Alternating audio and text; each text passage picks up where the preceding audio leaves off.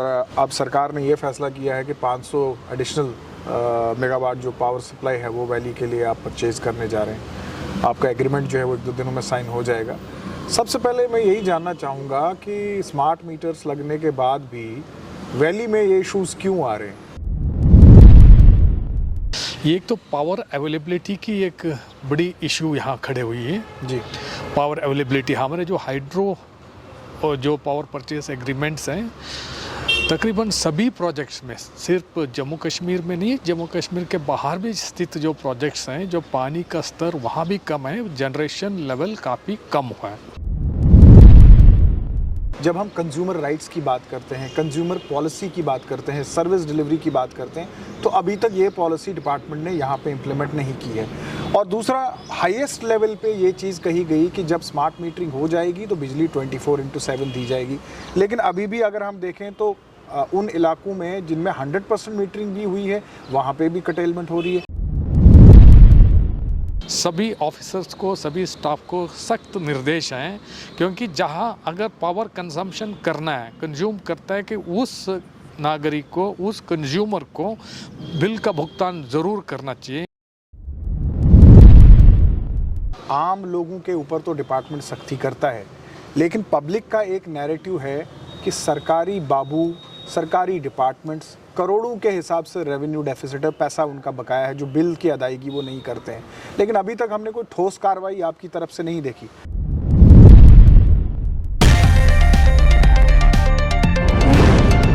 News now देखने वाले सभी दर्शकों का स्वागत है। आप देख रहे हैं स्पॉटलाइट और मैं हूं फहीम। इस वक्त जम्मू कश्मीर में बिजली के बारे में चर्चाएं की जा रही हैं और ये भी सोचा जा रहा है कि बिजली के ढांचे को किस तरह से सुचारू किया जा सके।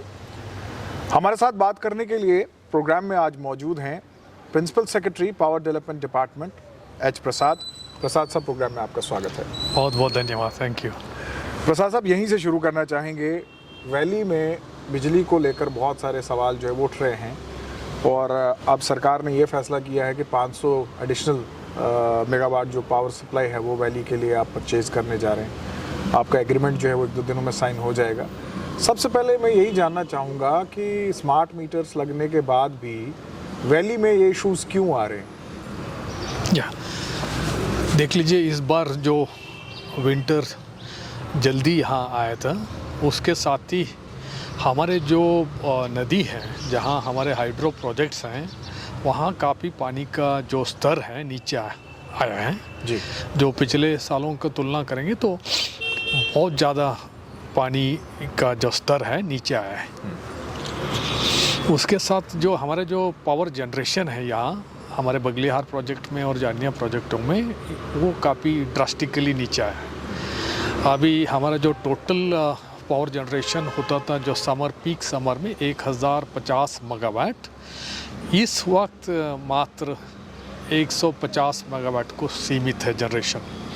तो ये नेचुरल है कि जब यहाँ पावर जनरेशन कम होता है, हमारे पीपीए जो पावर परचेज एग्रीमेंट हैं, हमारे जो पावर डेवलपमेंट कॉरपोरेशंस के जो प्रोजेक्ट के साथ है ना, एनएचपीसी के प्रोजेक्ट के साथ भी हैं, वो एनएचपीसी का जो प्रोजेक्ट्स हैं वहाँ भी पानी का स्तर, वहाँ भी उसका असर है, वहाँ भी जनरेशन कम हुआ है। ये एक तो पावर अवेलेबिलिटी की एक बड़ी इशू यहाँ खड़े हुई है जी।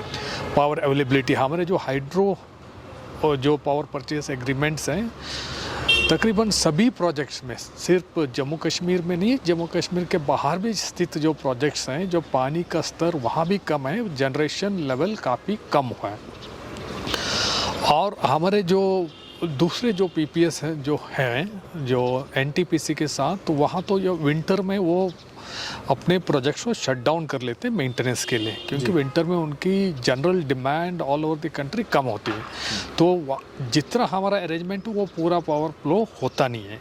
तो एक ओवरऑल सिचुएशन देखने से पावर सप्लाई, जो पावर परचेस का जो साइड है, पावर सप्लाई साइड में किल्लत थी, मगर हमने इसको सही टाइम पर टेकअप किया था मैटर भारत सरकार के साथ। भारत सरकार ने जो अपना अनअलोकेटेड कोटा है उसमें हमें पावर अलोकेशन किया, वो एक स्टैगर्ड मैनर में। नवंबर में हमें तकरीबन 750 मेगावाट, अभी जी। दिसंबर पीक सीज़न में तकरीबन 900 मेगावाट तक उसका उपलब्ध होगा।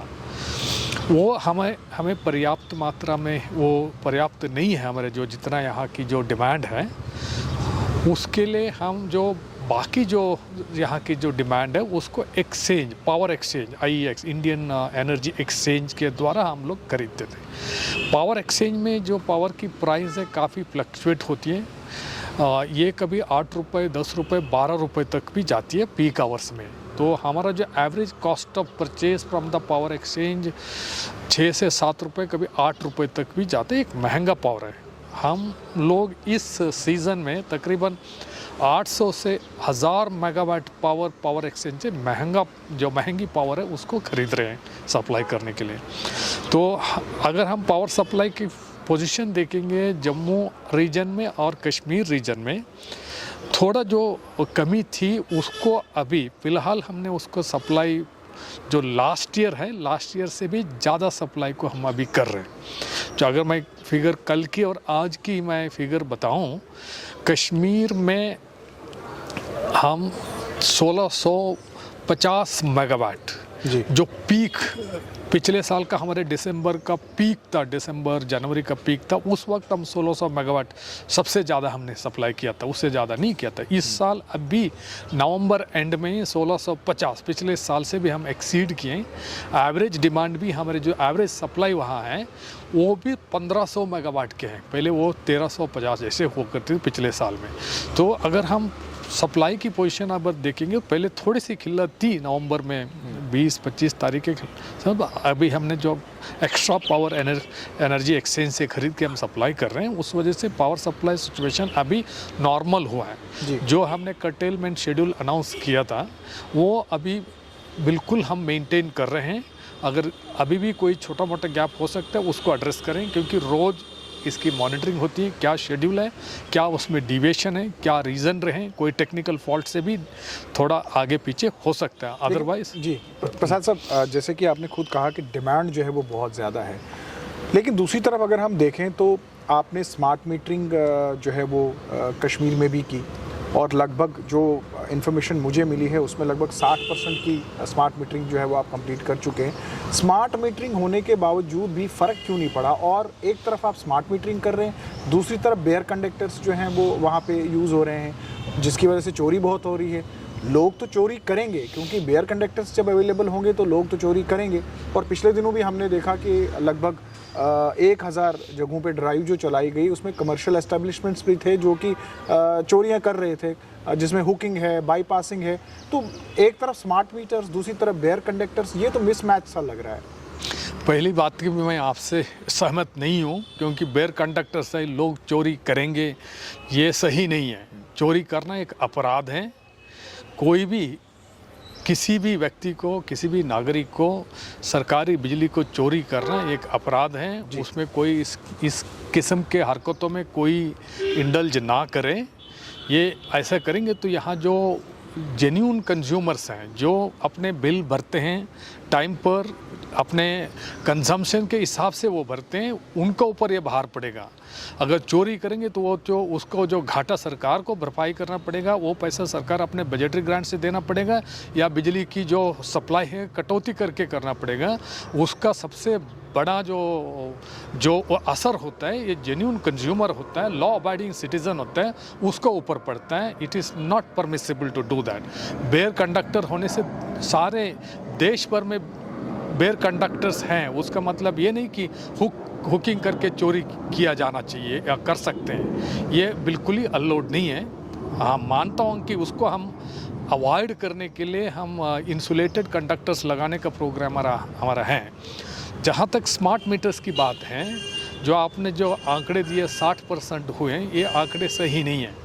जम्मू कश्मीर में 22 लाख कंज्यूमर्स हैं। 22 लाख कंज्यूमर में अभी हमने 4,25,000 ही स्मार्ट मीटर्स अभी तक लगाए। हमारा फोकस हाई कंजम्पशन एरिया जैसे सिटीज़ में ज़्यादा है, क्योंकि जहाँ कंजम्पशन ज़्यादा होता है वहाँ स्मार्ट मीटर्स लगाने के लिए। जहाँ जहाँ स्मार्ट मीटर्स लगाएं वहाँ हमारा जो रिज़ल्ट है, वहाँ का जो इम्पैक्ट है अच्छा आ रहे हैं, क्योंकि वहाँ बेयर कंडक्टर्स अभी भी हैं, वहाँ आउटडेटेड सिस्टम भी हैं, बाईपासिंग भी हो रही है, हुकिंग भी हो रही है, मिसयूज़ भी हो रहा है। उस वजह से हम जहाँ डिज़ायर्ड लेवल पर तक नहीं आए, उसको सारा एक स्ट्रक्चरल रिफॉर्म्स करने के लिए हमारा जो भारत सरकार का सेंट्रली स्पॉन्सर्ड स्कीम RDSS है, उसके अंतर्गत हमारा पैकेज सैंक्शन हुआ है, जहां पूरे बेयर कंडक्टर्स लगाने के लिए, बेयर कंडक्टर्स को हटा के जो इंसुलेटेड कंडक्टर्स लगाने के लिए, वहां का DTs को चेंज करने के लिए और सिस्टम को मॉडर्नाइज करने के लिए स्मार्ट मीटर के साथ वो भी पैकेज सैंक्शन हुआ। मगर उसको लागू करने में, उसको अभी जो एग्जीक्यूट करने में उस काम को वक्त ज़रूर लगेगा, क्योंकि सारे जम्मू कश्मीर में 5,650 करोड़ रुपए का लागत में स्कीम सैंक्शन हुआ है, टेंडर हो चुके हैं, काम वर्क अवार्ड हो चुके हैं। अभी किसी किसी इलाके में वर्क अवार्ड करना बाकी है और काफ़ी हद तक काम शुरू हो चुका है, मगर काम कंप्लीट करने में इसकी अवधि है 2025-26 तक, मतलब और अगले 3 साल में ग्रेडेड वे में ये काम होगा। तुरंत उसका असर हमें मिल रहा है, मगर उसका पूरा असर मिलने के लिए अभी वक्त लगे, क्योंकि काम करना अभी बाकी है, सिर्फ अभी चालू हुआ है, एग्जीक्यूशन चालू है। प्रसाद साहब, रेवेन्यू जनरेशन में देखें तो जम्मू जो है वो लगभग 2,000 करोड़ का रेवेन्यू जो है आपको दे रहा है, कश्मीर आपको 1,500 करोड़ रेवेन्यू जो है वो आपको दे रहा है। और लेकिन कंजप्शन में अगर हम देखें तो बिजली की कंजप्शन कश्मीर के लिए आप लगभग 1.5 गुना बिजली जो है वो ज़्यादा खरीद रहे हैं। तो ऐसे में कंजप्शन ज़्यादा है और रेवेन्यू कम है, तो ये जो शॉर्टफॉल है इसकी वजह से जम्मू भी हिट हो रहा है। देख लीजिए, ये जो कंजम्पशन और जो रेवेन्यू कलेक्शन का डिफरेंस, क्योंकि ये कोई नया नहीं है, काफ़ी पहले से ये डिफरेंस चल रहा है, मगर जो हम मीटरिंग की जो स्टेटस देखते हैं, कश्मीर रीजन में मीटरिंग कम हुई है, जम्मू रीजन में मीटरिंग पहले से ज़्यादा हुई है। अभी स्मार्ट मीटर्स लगाते वक्त हम लोग दोनों रीजन में इक्वल तरीके से लगा रहे हैं, क्योंकि स्मार्ट मीटर्स दोनों एरिया में एक ही वक्त लगे और ऐसे आगे बढ़े। जो डिफरेंस है, क्योंकि कश्मीर रीजन में ज़्यादा कंज्यूमर्स हैं और वहाँ मीटरिंग कम हुई है, उस वजह से वहाँ की जो फ्लैट रेट वाले मीटर ज़्यादा हैं और उस वजह से वहाँ से जो पूरी बिलिंग नहीं होती है, उस वजह से वहाँ का कलेक्शन कम है। मगर हमारा ये पूरी कोशिश है कि कलेक्शन हर कंज्यूमर से हो, जहाँ भी मीटर नहीं है वहाँ मीटर लगना चाहिए। स्मार्ट मीटर्स तो लगाने के लिए उसकी भी अवधि 3 साल की है, अभी अगले 3 साल में पूरा लग जाएंगे। हमारी कोशिश है उससे पहले हो जाए, मगर इलेक्ट्रिसिटी का जो कानून है, रूल्स है, उसके हिसाब से तो मीटर के बिना पावर सप्लाई करने का कोई इजाज़त ही नहीं है। मगर यहाँ एक ऐसी प्रथा बन चुकी है, काफ़ी पहले से चल रही है, तो हम लोग उसको एक तुरंत रोक भी नहीं पाएंगे, क्योंकि एक मास प्रॉब्लम है। अगर मैं आंकड़ों की बात करूँ तो कश्मीर के डिवीज़न में तकरीबन 7 लाख लोगों के पास अभी तक मीटर नहीं है। अगर जम्मू की बात करें तो जम्मू रीजन में तकरीबन 3 लाख लोगों के पास मीटर नहीं है, तो उसको अभी हमें मीटरिंग के ऊपर हम ध्यान दे रहे हैं, क्योंकि जल्दी हो जाए। और उसके साथ जहां कंडक्टर की बात है, इंसुलेटेड कंडक्टर स्मार्ट मीटर के साथ ही हम लगाएंगे, क्योंकि ये प्रोजेक्ट 2 अलग अलग हैं, 2 अलग अलग कॉन्ट्रैक्टर्स गए, 2 अलग अलग एजेंसियाँ उसको इम्प्लीमेंट करती हैं, उस वजह से थोड़ा सा गैप है। इसको सिंक्रोनाइज करने की पूरी कोशिश हमारे हैं। तो जहाँ जहाँ अभी जो एनफोर्समेंट के लिए हमने काफ़ी जोर दिया है, दोनों डिवीज़न में सभी ऑफिसर्स को, सभी स्टाफ को सख्त निर्देश हैं, क्योंकि जहाँ अगर पावर कंजम्पशन करना है, कंज्यूम करता है, कि उस नागरिक को, उस कंज्यूमर को बिल का भुगतान ज़रूर करना चाहिए। अगर कोई बिल का भुगतान नहीं कर रहा तो उसका डिस्कनेक्शन करने के लिए, अगर किसी ने हुकिंग करके, चोरी करके बिजली का फिल्परेज करे तो उनका खिलाफ सख्त कानूनी कार्रवाई करना। और हमने ये भी निर्देश दिए कि कानून के हिसाब से उनके खिलाफ FIR दर्ज करके क्रिमिनल प्रोसीडिंग्स भी लॉन्च किया जाए। हम चाहते हैं कि सारे कंज्यूमर्स अपने बिल को टाइम पर भरें, ऐसे जो मैनिपुलेशंस हैं, माल प्रैक्टिसेस हैं, उसको में इंडल्ज ना करें। अगर ऐसे करेंगे तो उसका असर हमारे जो कानून के हिसाब से कंप्लायंट कंज्यूमर्स हैं उनको ऊपर पड़ता है, और वो सरकारी खजाने पर पड़ता है। ये सभी जनता की है, जम्मू कश्मीर की जनता के ही पैसा है, उन्हीं का काम के लिए उपयोग हो जाएगा, जो सरकारी बजटरी ग्रांट है। ये पावर लॉसेस के लिए नहीं है। प्रसाद साहब बिल्कुल सही, और आपने जिस कार्रवाई की बात की, लेकिन वहीं दूसरी तरफ से अगर हम देखें तो जब हम कंज्यूमर राइट्स की बात करते हैं, कंज्यूमर पॉलिसी की बात करते हैं, सर्विस डिलीवरी की बात करते हैं, तो अभी तक ये पॉलिसी डिपार्टमेंट ने यहाँ पे इम्प्लीमेंट नहीं की है। और दूसरा, हाईएस्ट लेवल पे ये चीज़ कही गई कि जब स्मार्ट मीटरिंग हो जाएगी तो बिजली 24/7 दी जाएगी, लेकिन अभी भी अगर हम देखें तो उन इलाकों में जिनमें 100% मीटरिंग भी हुई है वहाँ पे भी कटेलमेंट हो रही है। और दूसरा, जम्मू की ही अगर हम बात करें, कोई भी ऐसा फीडर आपका नहीं है जहाँ पे 100% सैचुरेशन जो है वो हो चुकी है। आपके फिगर्स 98, 97, 96 पे ही अटक जाते हैं, तो ऐसा क्यों? देख लीजिए, प्रैक्टिकल बातें होती है। 98% सैचुरेशन अगर होने से वो अच्छी बात है कि उसको हम कंप्लीट ही मानते हैं, और 2% या 3% ऐसे केसेस होंगे वहाँ मौके पर इश्यूज होते हैं, तो वो तो एक प्रैक्टिकल बात है, उसमें कोई बड़ी ये नहीं है। जहाँ 95% से ज़्यादा स्मार्ट मीटर्स लगे हैं वहाँ हम कंप्लीट मानते हैं, वहाँ 24/7 पावर देने की हमारा जो वादा है उस पर हम कायम हैं। मगर हमें वहाँ लॉसेस भी कम होने हैं। जो अभी हम आकलन कर रहे हैं, जहाँ स्मार्ट मीटर्ड जो फीडर्स में सैचुरेशन हो चुका है और वहाँ लॉसेस 15% या उससे नीचे हैं, हम वहाँ पावर सप्लाई 24/7 देंगे। कटौती अगर होगा तो बहुत मिनिमम होगा, 1 घंटा 1.5 घंटे से ज़्यादा कटौती नहीं होगा। उसका प्लान हमारा पूरा अभी प्लान कर रहे हैं, हम लोग ज़रूर उसको करेंगे। जम्मू रीजन में भी, कश्मीर रीजन में भी, अगर वहाँ अभी सैचुरेट स्मार्ट मीटर होने के बाद भी वहाँ लॉसेस ज़्यादा है, उसका एक अहम कारण यही हो सकता है कि वहाँ फिल्परेज हो रहा है। हम उसके ऊपर पहले अटैक करना चाहेंगे। जहाँ जहाँ फिल्परेज हो रहे हैं उनके खिलाफ हम एक्शन ले लेंगे। पहले लॉसेस, जब तक लॉसेस 15% से कम नहीं होंगे वहाँ 24/7 बिजली देना संभव नहीं है। हम चाहते हैं कि वहाँ लोग पावर सप्लाई जो है उसको अच्छे से यूज़ करें, जुडिशियसली यूज़ करें। उसके साथ ही वहाँ जो भी फिल्परेज कर रहा है, जो भी बाईपास कर रहा है, मीटर को बाईपास करके उसको यूज़ कर रहा है, उसको हम लोग कार्रवाई करेंगे। अगर कोई टेक्निकल रीज़न से है लॉसेस, वो तो हम उसको कंसिडर करेंगे। अगर टेक्निकल रीज़न से है तो वो तो हमारे सिस्टम की फॉल्ट है, वो हम कंज्यूमर को ऊपर जाने नहीं देंगे। मगर हमारा ये प्रॉमिस है कि अगर वहाँ 15% से कम लॉसेस हैं, सैचुरेशन हो चुका है, वहाँ 24 बिजली सप्लाई हम करेंगे और जल्दी उस दिशा में हम काम कर रहे हैं। प्रसाद साहब, आम लोगों के ऊपर तो डिपार्टमेंट सख्ती करता है, लेकिन पब्लिक का एक नैरेटिव है कि सरकारी बाबू, सरकारी डिपार्टमेंट्स करोड़ों के हिसाब से रेवेन्यू डेफिसिट है, पैसा उनका बकाया है, जो बिल की अदायगी वो नहीं करते हैं। लेकिन अभी तक हमने कोई ठोस कार्रवाई आपकी तरफ से नहीं देखी। आपने कश्मीर में एक दिन में 9 करोड़ रुपए जो है वो इकट्ठा किया, तो वो सारा आपने पब्लिक डोमेन में लोगों से इकट्ठा किया। क्या सरकारी बाबुओं के खिलाफ, क्या ये जो बड़े बड़े मगरमच्छ हैं उनके खिलाफ, या फिर जो सरकारी बंगलोज हैं या सरकारी जो डिपार्टमेंट्स हैं जिनका करोड़ों में रेवेन्यू जो है बैलेंस है, क्या उनके खिलाफ कोई कार्रवाई आप करने जा रहे हैं? हमारा जो इंस्ट्रक्शन सभी ऑफिसर्स को, सभी जो हमारा तंत्र हैं, क्योंकि जब आप रिकवरी प्रोसीडिंग स्टार्ट करेंगे, जब वायलेशन के खिलाफ आप एक्शन स्टार्ट करेंगे, आप सबसे बड़े कंज्यूमर्स को पहले स्टार्ट कर दीजिए। ये स्टैंडिंग इंस्ट्रक्शन है, उसमें दो राय नहीं है।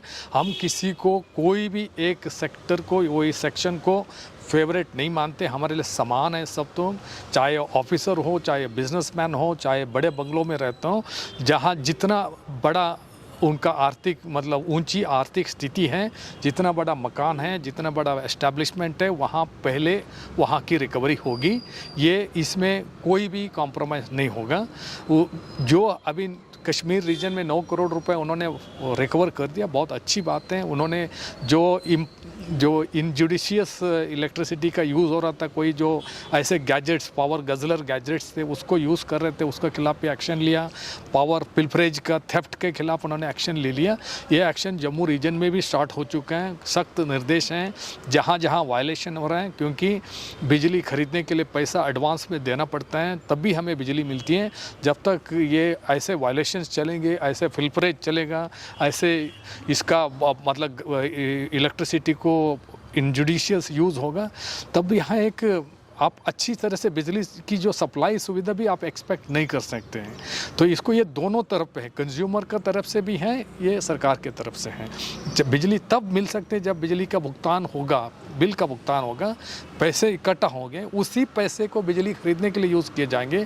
ये ज़माना चले गया। पहले जो ज़माने में हुआ करता था कि आप बिजली खरीदें, पैसे की जो जनरेटिंग कंपनी को पैसे बाद में देने की प्रथा थी। ऐसे प्रथा चलते चलते 31,000 करोड़ रुपए बकाया हो गया। जब उसके बाद उसको एक सॉफ्ट लोन में कन्वर्ट करके आज का दिन तो बिजली खरीदने के लिए पैसा पहले जमा करना पड़ता है। तो जमा करने के लिए पैसा चाहिए, पैसा अगर नहीं है तो बिजली नहीं मिलेगी यहाँ। और सरकार के बजटरी ग्रांट देना लिमिट है, कितना देने से पूरा पैसा आप बिजली का खपत में नहीं यूज़ कर सकते। यहाँ डेवलपमेंटल कार्य भी होना चाहिए। यहाँ के दूसरे जो सरकारी एक्सपेंडिचर है, डेवलपमेंट काम है, सबके लिए पैसा का ज़रूरत है। पैसा अनलिमिटेड नहीं है, लिमिटेड पैसा है। So everyone should understand this. In the larger public interest, the electricity is a commodity which need to be paid. Like telephone service के लिए आप अपना मोबाइल के लिए आप चार्ज करते हो या दूसरे गैस के लिए चार्ज करते हो, पैसा देना पड़ता है। बिजली के लिए भी पैसा, बिजली फ्री नहीं है। बिजली हम जो हमारा यहाँ का जो बिजली का दाम है हिंदुस्तान में one of the lowest rates हैं। हमारे कंपेरेबल हिमाचल से हैं या कुछ हिल छोटे स्टेट्स के साथ कंपेयर कर सकते हैं, क्योंकि लोवेस्ट रेट में। अन्य जगह में हम जो बिजली यहाँ रेजिडेंशियल सेक्टर में बीपीएल को 80 पैसे में, सॉरी 1 रुपये 25 पैसे में देते हैं, एग्रीकल्चर के लिए 80 पैसे में दे रहे हैं, और 200 यूनिट तक 2 रुपये 25 पैसे जैसे दे रहे हैं, 3.5 रुपये उससे ऊपर वाला जो स्लैब में दे रहे हैं। तो एवरेज रेट हम देखेंगे यहाँ के रेजिडेंशियल कमर्शियल सब मिला के हम 4.5 रुपये, वो एवरेज रेट दूसरे स्टेट में अभी 8 रुपये तक गई है, 8.5 रुपये तक गई है। कई इंडस्ट्रियल रेट 14 रुपये तक है दिल्ली में। प्रसाद साहब, ये रेट का आपने जिक्र किया, तो केंद्र सरकार जम्मू कश्मीर में इंडस्ट्रीज़ को बढ़ावा देने के लिए हर मुमकिन कोशिश कर रही है, और ऐसे में आपने हिमाचल का भी जिक्र किया, तो हिमाचल में जो इंडस्ट्रीज़ को रेट जा रहा है वो 5 रुपये जा रहा है, और यहाँ पे रेट जो है वो 5 रुपये 45 पैसा जा रहा है। इंडस्ट्रीज़ की तरफ से भी आपको अप्रोच किया गया होगा, इसलिए तो क्या आपके रिव्यू में ये बात आई है और क्या उनके लिए आप कुछ करने जा रहे हैं? नहीं, बिल्कुल। यहाँ का जो इंडस्ट्रीज़ का रेट जो है ये one of the lowest rates है। मैंने जैसा कहा, यहाँ आपने जो रेट 5.5 रुपये के जिक्र किया, पूरा जो small scale industry, medium, large सब मिला के उसके एवरेज निकले तो ये 4.5 रुपये का बढ़ता है। वही कह रहे हैं कि जो दूसरे स्टेट्स में ये रेट 8 रुपये हैं, कभी 10 रुपये के 12 रुपये, इवन 14 रुपये तक है। हिमाचल में 5 है। हिमाचल में 5 रुपये हैं, क्योंकि हमारा रेट हिमाचल के साथ कंपेरेबल है। ये सही बात है कि जम्मू कश्मीर में इंडस्ट्रियलाइज करने के लिए, यहाँ के इंडस्ट्री को बढ़ावा देने के लिए काफ़ी सुविधाएं यहाँ अवेलेबल हैं। जीएसटी का रिइंबर्समेंट मिल रहा है, यहाँ कैपिटल सब्सिडी भी है या अन्य सुविधा है, क्योंकि लोन का इंटरेस्ट में सबवेंशन भी है, काफ़ी सुविधाएं हैं। बिजली एक हिमाचल के साथ कंपैरिजन है, बट हिंदुस्तान के दूसरे सारे स्टेट्स एंड यूटीज़ में देखेंगे तो ज़्यादातर स्टेट्स में, ज़्यादातर क्या, मोस्ट 1-2 स्टेट छोड़ के हमारे जो कंपेरेबल है तो उसमें रेट सबसे ज़्यादा है, यहाँ से डबल है रेट। तो ऑलरेडी हम एक सब्सिडाइज्ड रेट में, हमारे जो पावर परचेस कॉस्ट हैं उससे कम रेट में सब्सिडाइज करके हम इंडस्ट्रीज़ को ऑलरेडी सप्लाई कर रहे हैं। हम मेंटेन करना चाहेंगे कि यहाँ के रेट कम हो, कॉम्पिटिटिव हो, दूसरे स्टेट्स में कम हो, क्योंकि यहाँ इंडस्ट्रीज़ का बढ़ावा हो। ये सरकारी पॉलिसी है, उसमें हम कटिबद्ध हैं। प्रसाद साहब, आखिर में ये भी जानना चाहूँगा कि हाल ही में आपने जो 15% की जो ड्यूटीज़ थी, एक नैरेटिव ये भी बनाया गया कि आप किराया जो है वो बढ़ाया गया, लेकिन आपने दूसरी तरफ से जो ड्यूटी थी उसको 15% लेस करके उसको एट पार रखा है। बिलिंग पे कोई फ़र्क जो है वो नहीं पड़ेगा। इस मामले में आपने एक प्रेस कॉन्फ्रेंस भी की थी, मैं चाहूँगा थोड़ा सा उसको आप एक्सप्लेन करें कि वो है क्या। देख लीजिए, जैसे मैंने कहा, यहाँ की जो बिजली की जो टैरिफ हैं वन ऑफ द लोवेस्ट हैं। कोई 1-2 चुनिंदा स्टेट, हिमाचल या दूसरे 1-2 चुनिंदा स्टेट होंगे जहां हमारे रेट कंपेरेबल हैं।